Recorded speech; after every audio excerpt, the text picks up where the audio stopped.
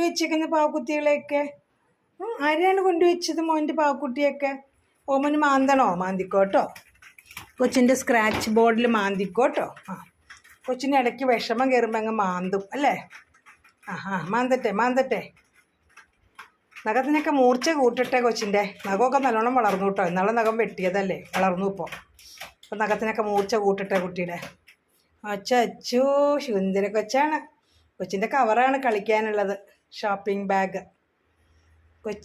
കൊച്ചൊന്നും അല്ലാട്ടോ കിളിയെ പിടിച്ച് കൊന്നത്. എൻ്റെ കൊച്ചൊന്നും അല്ലാട്ടോ കിളിയെ പിടിച്ചത്. കുറേ പേര് കമൻ്റ് ഇട്ടിട്ടുണ്ടായിരുന്നു ചിണ്ടൻ കുഞ്ഞ് കിളിയെ പിടിച്ചു കൊണ്ട് കൊന്നു എന്നൊക്കെ. അവനല്ലാട്ടോ. കാക്കയോ പരുന്തൊക്കെ വലിയ മരത്തിൻ്റെ മുകളിൽ നിന്ന് കൊത്തി താഴ്ത്തിക്ക് ഇട്ടപ്പോഴാണ് പക്ഷിക്കുഞ്ഞിന് എന്തോ പറ്റിയത്. അത് കാട്ടിൽ കുടുങ്ങി. കാക്കകൾ തന്നെ കൊത്തിയിട്ടുണ്ടായിരുന്നു. അതിൻ്റെ മുതുകത്ത് ശരിയാണ് ചെറിയൊരു മുറിവ് പോലെ ഉണ്ടായിരുന്നു. അധികം ഉണ്ടായില്ല. തൂവൽ മുളച്ചിട്ടില്ല അവിടെ. കാക്ക കൊത്തിയപ്പോഴത്തെ പാടാണത്. അവനൊന്നും ചെയ്തിട്ടില്ല. അവനതിനെടുത്ത് പതുക്കെ നടന്നിങ്ങനെ താഴെ കൂടെ വന്നപ്പോൾ അവൻ കണ്ടു. അപ്പോഴാണ് ഞാൻ വേഗം ചെന്ന് എടുത്തുകൊണ്ട് വന്നത്. അവൻ അതിനെ പിടിച്ചിട്ടുണ്ടായിരുന്നെങ്കിൽ അതിൻ്റെ തൂവലൊന്നും ഉണ്ടാവില്ലായിരുന്നു.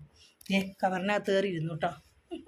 തൂവലൊന്നും ഉണ്ടാവില്ലായിരുന്നു. കാരണം തൂവലൊക്കെ അവനത് പറിച്ച് കളഞ്ഞു. തൂവലൊക്കെ എപ്പോഴേ എല്ലാം പിടിച്ച് പറിച്ച് കളഞ്ഞേനെ. തൂവലില്ലാത്തൊരു പക്ഷിയാക്കി മാറ്റിയേനെ അതിനെ. അതുകൊണ്ട് അവൻ അതിനെ ഒന്നും ചെയ്തിട്ടില്ല. അവൻ നല്ലവനാന്ന് ഞാൻ പറയണില്ല. ധാരാളം പല്ലികളെയും ഒന്തിനെയൊക്കെ പിടിച്ച് കൊല്ലുന്നുണ്ട്. പക്ഷേ അവൻ പക്ഷിക്കുഞ്ഞിനെ അവൻ ഒന്നും ചെയ്തിട്ടില്ല. അതിന് കാക്ക കൊത്തിയുണ്ടായ പാട് തന്നെയാണ് കേട്ടോ അത്. പക്ഷേ നമ്മുടെ പക്ഷിക്കുഞ്ഞ് മരിച്ചു പോയി. ഒരു ദിവസമേ അത് ഇരുന്നുള്ളൂ. അതിനാ കൊത്തില. പിന്നെ അതിന് പേടിച്ച് പോയിട്ടുണ്ട്. അതങ്ങനെ വീണ് കഴിഞ്ഞപ്പോഴേ വല്ലാത്ത പേടിയായിപ്പോയി. ഹൃദയം നെഞ്ചിങ്ങനെ ഇടിച്ചൊരു കടകടാന്ന് ഇടിച്ചുകൊണ്ടിരിക്കുകയായിരുന്നു. അത് അതിൻ്റെ അമ്മയെ അടുത്തുനിന്ന് പോരുകയും ചെയ്തു. താഴെ വന്നപ്പോൾ പൂച്ചയെ കണ്ടു. കാക്കകളൊക്കെ കൂടിയിട്ട് കൊത്തി. അങ്ങനെ വല്ലാതെ പേടിച്ചു. പിന്നെ പക്ഷിയെ കൊണ്ട് ഹോസ്പിറ്റലിലേക്ക് പോകാനൊക്കെ പറഞ്ഞിട്ടുണ്ടായിരുന്നു. നടക്കില്ല കേട്ടോ ഒന്നും. ഒരു പക്ഷിയെ കിട്ടുമ്പോഴേക്കും നമ്മൾ അതിനെ കൊണ്ട് ഉടനെ ഹോസ്പിറ്റലിലേക്ക് പോകും.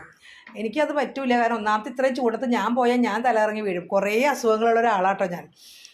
ആരുടെയെങ്കിലും സഹായം ഇല്ലാണ്ട് എനിക്കൊന്ന് പുറത്തേക്ക് പോകാൻ പോലും പറ്റില്ല. അസുഖമില്ല എന്നൊക്കെ തോന്നും കണ്ട. പക്ഷേ 7-8 അസുഖങ്ങളുടെ ഒരു വിളനിലമാണ് ഞാൻ. പിന്നെ ഞാൻ അങ്ങനെ അസുഖത്തിനൊന്നും കണക്കാക്കാതെ നടക്കണമെന്ന് മാത്രം. പിന്നെ എൻ്റെ മോളുണ്ട് ഇവിടെ. മോളെ അങ്ങനെ ഒറ്റയ്ക്കാക്കി പോകാൻ പറ്റാത്ത സാഹചര്യമാണ്. എൻ്റെ വീഡിയോ കണ്ടിട്ടുണ്ടാവുമെന്ന് വിചാരിക്കുന്നു. അപ്പോൾ അതുകൊണ്ട് അങ്ങനെ പക്ഷിയെ കിട്ടുമ്പോഴേക്കും എടുത്ത് വേഗം ഹോസ്പിറ്റലിലേക്ക് പോകാനൊന്നും പറ്റില്ല. ഹോസ്പിറ്റലിലൂടെ അടുത്തൊന്നുമല്ല, കുറച്ച് പോകണം. അതൊന്നും നടക്കാത്ത കാര്യമാണ്. ഇതുപോലെ എത്രയോ പക്ഷികളും ഓരോ ജീവികളൊക്കെ ഇവിടെ ഇങ്ങനെ മരിച്ചു പോകണ്ടെന്നറിയോ, കാക്കയും പരുന്തും ഒക്കെ കൊത്തിയിട്ട്.